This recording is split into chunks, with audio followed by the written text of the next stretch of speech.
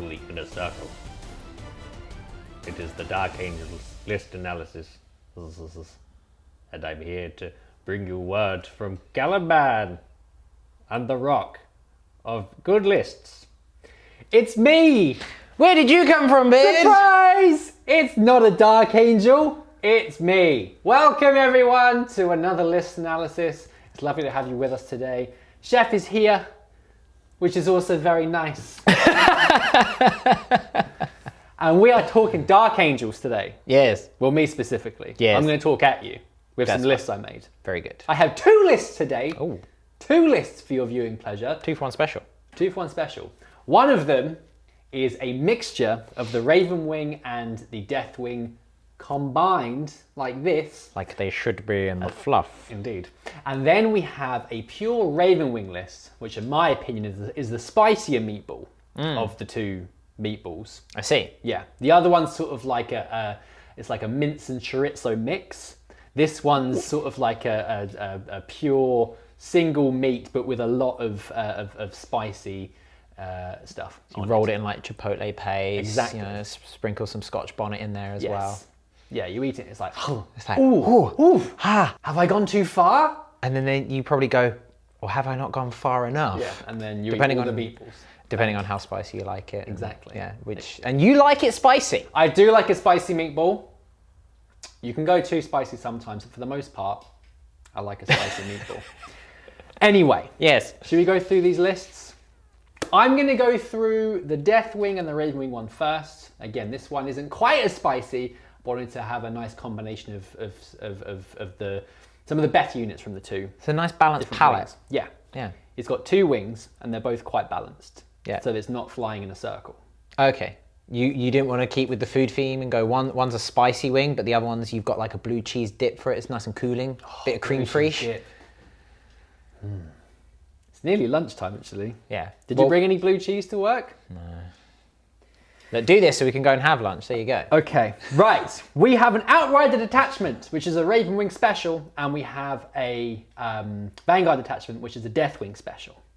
Wings of Death. Makes sense. See what I did there? Right. Now, I'm referring to my data slate here, please forgive me. In the Outrider Detachment, we have my Warlord, which is a captain on a bike. He has a power sword, he has a bike, funnily enough, and he has the Rites of War Warlord trait, which means that core units within 6 of him are OBSEC, which is very pleasant. We then move on to the next unit, which is a huge surprise, completely out of left field here.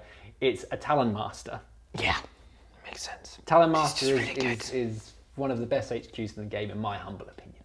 That's what I'm just going to say that right now. Yeah. I have given him a relic, the relic for the army, which is the Arbiter's Gaze, which means that I hit you on 2s all the time with my range weapons, including Overwatch. Would you like to charge me? Okay, I'll try. I'm going to shoot you in the face Okay. with my twin assault cannon and my super duper heavy bolter, Sure. and I hit you on 2s. Wait, what? Yes, I'm sorry. Maybe, can I change my mind? Can I take my charge back? No, Darn. sorry.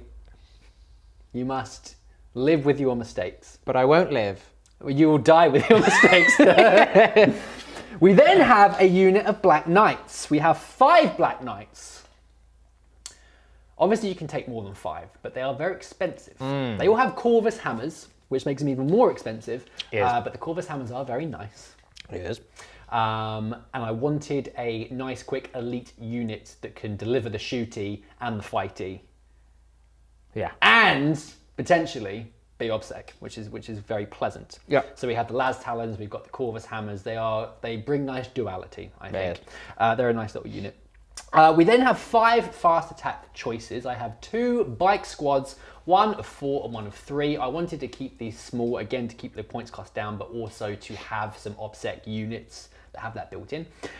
We then have a Darkshroud to keep all my units nice and safe with the -1 to hit bubble, which is very pleasant. And then we have 2 Land Speed of Vengeance with the heavy bolters and the plasma batteries of death. Yeah, we like those vengeances, don't we? We do have some coming. Nice. Some are on the way. and I'm going to use them. The Plasma Storm Battery is really cool. It's 2d3 shots, strength 7, -3, flat damage 2, and it's blast. Or you could overcharge it, and it's strength 8, -3, damage 3, blast, which is very nice. That is goodbye Eradicators. And if you want to go one step further, you just spend 2 command points for Weapons of the Dark Age, and then it's flat damage 4 when you overcharge. That's nice. That's nice. That is very nice, especially if you're facing things like Death Guard. Yep. You want some. You want that Blight. You've got the Blight Lords. You can deal with them. You can go cool. I mean, you're overcharging, which is risky in and of itself, of course, especially without rerolls. But I mean, I'll take the risk at that stage. Makes it a pretty good tank buster as well. Yeah, I mean, I like the Vengeance. Yeah, I've liked the Vengeance for some time. Yeah, they're good. Yeah, good. Cheeky. And they're quite cheap. Yeah, quite cheap. So that is the Vanguard. We then have, the Outrider. We then have a Vanguard detachment. So this is my Deathwing selection. We have Belial. Belial is an HQ. He is a named HQ. And I know what you're all thinking. You're crazy. You don't take named characters in lists like this. What are you doing? Belial's really good. Belial's very, very good named character. When you run him with Deathwing, as is intended, he's got the Grandmaster type rules, so you can give the reroll hits to your Deathwing units. He is a beast in combat, especially if he's facing non-vehicle based things with his Sword of Silence. He's really cool. Yeah, he's really good. Yeah, I think for a similarly equipped Deathwing character, find the sort of the 25 to 30 points for Belial. I think, you know, for the reroll hits alone is really good. The fact that he's just better in combat is worth the points. Yeah, sure. I think he's a good choice. Yeah, you could spend the command point and give him -1 damage if you want to have him be quite fighty. So that's an option. With the Warlord trait, yeah? With the Warlord trait, yeah. I'm not doing that today because I've already spent some command points. I'd like to keep them for later on. Moving on then, we then have a Deathwing Strike Master. He has a Power Sword and a Storm Shield. He's there to give the reroll ones to wound to my Deathwing things. We then have 10 Deathwing Knights. 10 of them. They're really good. And then we have a Deathwing Apothecary and a Deathwing Ancient. So, the Deathwing section is designed to be a immovable object to an extent. They're very hard to shift. They are very killy when they get into combat. And then when you can boost them up with Belial, with the reroll your hits, with the Strike Master for the reroll your wounds on ones, with the Apothecary to bring them back to life if and when they die, plus the Ancient, so when they are killed, if they're killed in combat, they can hit you again before they die. And then with the Ravenwing accompaniment, you've then got your fast units. So where Deathwing struggle, in my opinion, is just being able to move around efficiently and get onto the objective. So that's where the Ravenwing come in. The bikes are nice and quick. They are hard to hit. They've got the invulnerable save on some of those units as well, so they are relatively survivable. You've got some anti-tank options with the land speed of Vengeance and some elite infantry killers there as well. The Black Knights are a nice threat, and also because I'll be running them with the Captain, they're quite accurate. And they could be OBSEC, which is pleasant. And then you've got a couple of bike squads, maybe to back line or sort of zoom out later in the game to jump on some objectives. So it's sort of like kind of like an all-comers list, I suppose. There is no psychic phase I have. I've got a deny because I took a Watcher in the Dark with the Deathwing Knights. So that would be handy once. But apart from that, I feel like I've got good ball control, I've got pretty good shooting, really good combat, and staying power until later in the game. So that's list number 1, the less spicy meatballs, in my opinion. We'll come back in a second for list number 2. We move on to the Ravenwing. Speed of the Raven, zip zap zip, and invulnerable saves when you do. So 1 Outrider detachment gives me more command points. than the last list, which is always pleasant. In here we have 2 HQs. I have a captain on the bike again. I was thinking about taking Samael, but I wanted to be able to take a different warlord trait, which I have done, which is Fury of the Lion, which means that I get a +1 to my strength when I charge or when I heroically intervene, which is very pleasant.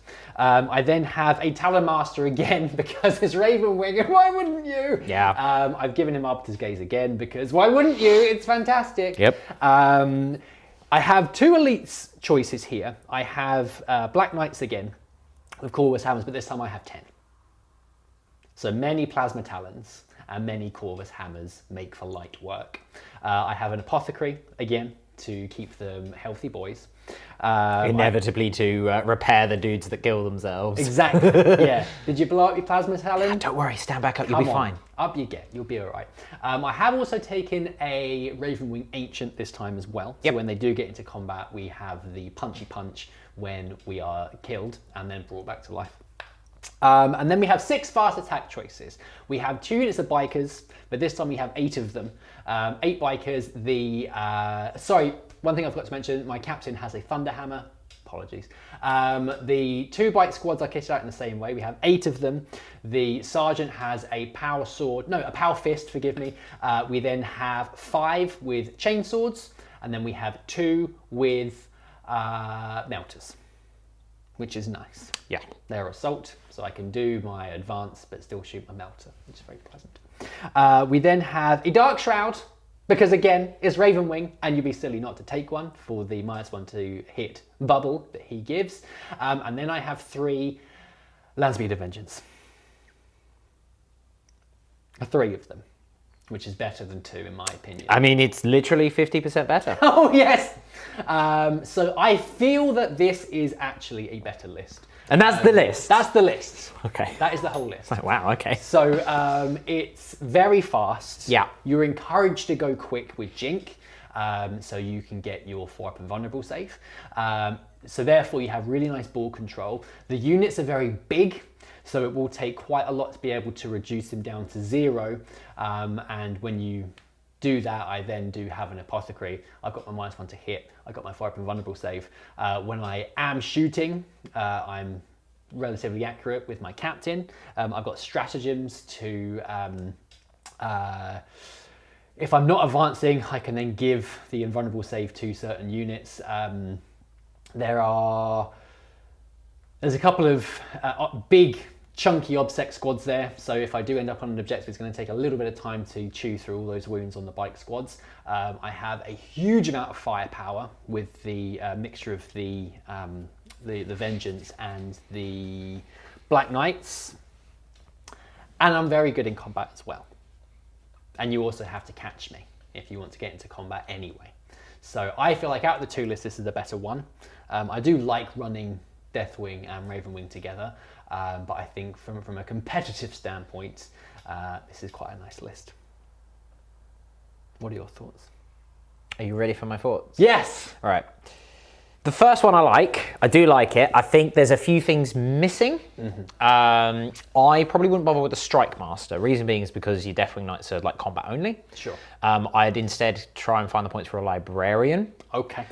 Because one, if you want the reroll wounds, you can go, I've got Righteous Repugnance.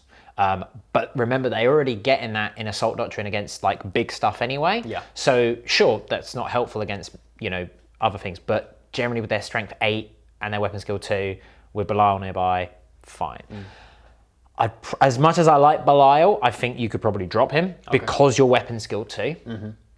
It's only really going to help against minuses to hit, and that's why you've got a Librarian to give them Righteous Repugnance. Plus a Librarian can go, yeah, no auras, or, stop actions, or turn off obsec with his other powers. Yep. I would also, given that you only have the 1 Deathwing Knight unit, I would seriously consider giving your Ancient the Pennant of Remembrance, because then you can go -1 damage on them. Sure. That makes them even tougher to shift in conjunction with your Apothecary that you've got there and stuff. And potentially, if you've got the points from dropping Belial to a Captain and the Strike Master to a Librarian, I think they're about the same points. Use the points to make the Ancient Mega Ancient. The Super Ancient, the Chapter Ancient, because then you can give him the Warlord trait of OBSEC. You then combine that with the Captain on your bike. He can go next to him and they count as double OBSEC. Because your Deathwing Knights are not naturally OBSEC in a Vanguard, which I think is fine. But you can get them to a stage where they go onto an objective and they don't move it. The Black Knights, I think, are fine. Very expensive for the 5. I mean, I know they're expensive anyway, like we say. I think you might be better served with them just being normal bikes and just having a lot more normal bikes. Okay. But I mean, that army will struggle with anti-tank. Your main anti-tank is your 2 Vengeances and combat with your Deathwing Knights. It's certainly a fun list, and it will cause some absolute horrific headaches for some armies. But yeah, I agree. I think your Ravenwing is a bit stronger. I think if you I'm with you. I like combining the Ravenwing and the Deathwing together as a combination. I think if you're going to go with like big blocks of Deathwing, just go pure Deathwing though. Yeah. But yeah, I mean, overall, with a few little tweaks, it would certainly be a really good all-comers list, like you say. So yeah, I think overall fairly solid. The Ravenwing one, I think, is a lot more interesting. Again, I'd probably make a couple of little tweaks. I would probably give Fury of the Lion's nice. I don't think it's necessary. Okay. I think Rites of War is just better. Do you think? Yeah. Okay. The 10-man blob with the... Or again, try and find some points to make the Ravenwing Ancient have the banner, the super banner, which then gives him the ability to take the Warlord trait of... So I know you're burning a bit more CP, but then that way you can keep Fury of the Lion. You've got the OBSEC on them via the banner. And I would probably also look at, and this is a fairly standard one in both lists, giving the, I think it's Brilliant Strategist to the Talonmaster. Okay. Because he can do it on himself, he can just go back into Devastator Doctrine every turn. Which is very pleasant. Now all of a sudden he's got AP2 on all of his guns, he's got an extra 3 inches of movement, he can advance all the time, he'll take that -1 penalty. Oh, but wait, he's got Arbiter's Gaze. So now he's going a minimum of... What are they, 16-inch move base? Yep. So he's going a minimum of 19 inches a turn without advancing. So minimum 20 with the advance, which you ignore that penalty because of Arbiter's Gaze. So he just has that for it. So he's got 20-inch move, always hit on 2s, always at AP2, getting a 4-up inbound against shooting. So if you do catch him off guard, he's even tougher to shift.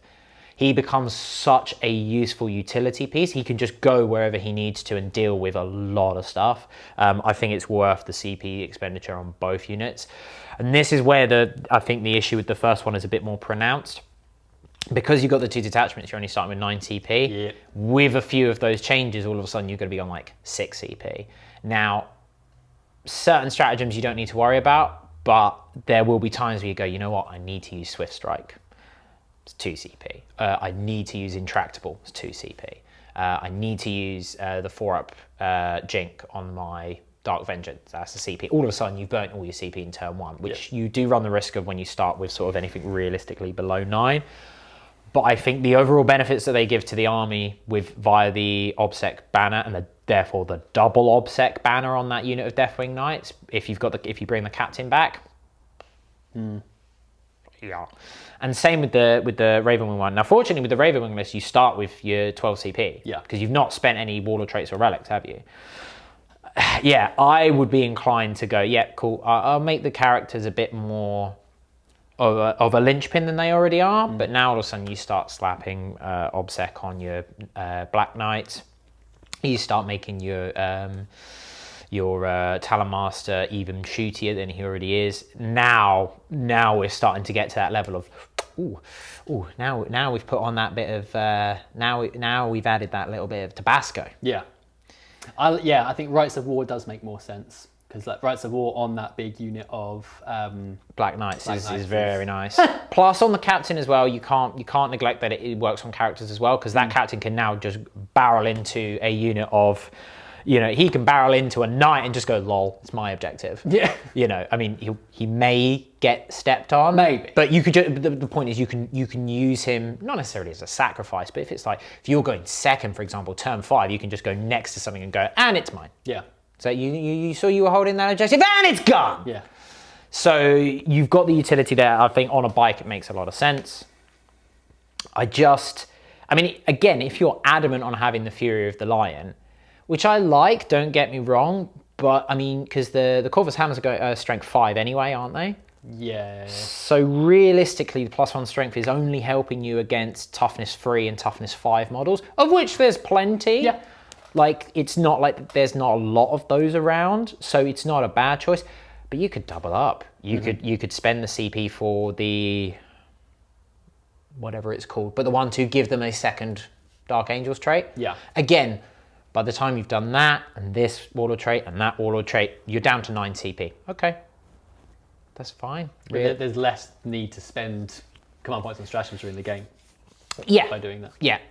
Again, your Black Knights will absorb a lot of your CP because if you want to do things, you know, if you get turn 1 and you've got the opportunity to shut down your opponent's line, the Hunt, I'll spend the free CP on that unit of bikes and they can just rock up and move again, then charge and just go, yeah, cool. And now the rest of my army can move around with impunity. If you get tagged by, or you charge something and you want to fall back with the Swift Strike, or you want to use Intractable to fall back and shoot something, like, you will chew through CP very quickly with either of those lists. But generally that's 9th edition anyway, because you want to get those big combos off, the big powers off, the big abilities off, and especially when you've got a big chunky, you know, Black Knights.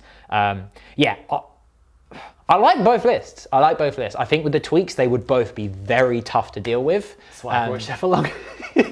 So, I mean, I think, and both of those would definitely be a challenge. I do agree. I think the Ravenwing is a little bit spicier, and that's purely on the basis of the fact that you actually have a lot to deal with. Yeah. And they are going to be up in your grill very quickly. Yeah, I think there's a lot to deal with, but also, like, thinking it from the other side of your opponents, like, what is the thing to go for first? Because everything has got a similar kind of threat. Like, the Black Knights are horribly quick and they will shut things down very quickly in combat. You've got 3 Vengeance to get through. Yep. Because even if you only got 1 left, that's still a huge amount of firepower. And then there's everything else that has something to do with the primary mission. So. Yeah, it's a tough one. Would I like to see Samael in there? Yes, I would, because re-rolling all failed hits with Plasma Talons is pretty gnarly. Yeah. However, you can potentially lull yourself into a false sense of security with that, especially if you overcharge, because the minute that you overcharge, you go, oh, there's a bunch of 2s there. Do I re-roll them? It's risky. At which point you're wasting the re-rolls. Yeah. So I get the idea of just having the captain. I just think there will be times where you get slapped with a -1 to hit and you just go, you know what, I'll take the risk and I want the full rerolls, but he's not essential to the list. He's if anything, he's the opposite of Belial in the first list. I think you could, I like Belial and I agree with you, he's a good beat stick, but I think you could shave the points in that list because you only have weapon skill 2. If you had a bunch of other units, like if you had a big blob of 10 all with like Stormbolters and missile launchers or Thunderhammers, I'd be like Belial. Yeah. But because they're weapon skill 2 base, you don't need the reroll hits. There will be times where someone goes, here's a -1 to hit, lightning fast reactions or whatever, and you go, all right, I'm still hitting on 3s. Yeah. Like, I don't care. I believe there's a way to give them +1 to hit anyway because they're Terminators. They can do Fury of the First. Yeah. So you could always offset that and then you go, cool, I'm back now to hitting on 2s and I'm re-rolling 1s. Yeah. So you've got ways to mitigate that. So those would be the changes I would make. Okay. But yeah, I mean, either one I think is a very good foundation.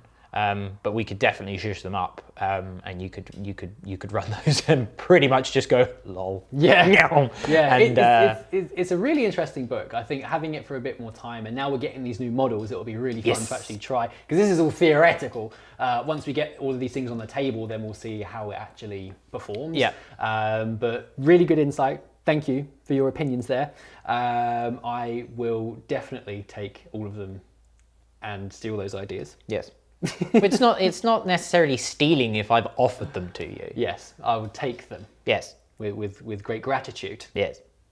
And then You're welcome. And then absorb them into And then you myself. go, forgot that one was a bit spicier. Yeah. Yeah. But it's okay, I like spice. Thank you all for being here with us today. Let us know how you're running Dark Angels. It's a very, very new book. So any of you veteran Dark Angels players out there, let us know what you found to be good. Hopefully you've been able to play a game somewhere rather than doing it all theoretically. But let us know what you think. It's always good to get the opinion of the community and people that run Dark Angels and all of these things regularly. Thank you for being here today. Thank you. Thank you for having me. Well, you know. I was a bit surprised when the hooded gentleman said, "Come and join me for a listen." I was like, "Oh, okay." Yes. The inner circle beckons you. And then it was you, so it was okay. Yeah. Except now it's not, because now I know who's in the inner circle, and I suspect you're just gonna hear, like, you know, just some sort of very angry, like, repent. Yeah. There's lots of repenting to do. It's not gonna be good for me. We'll see you next time. I might not.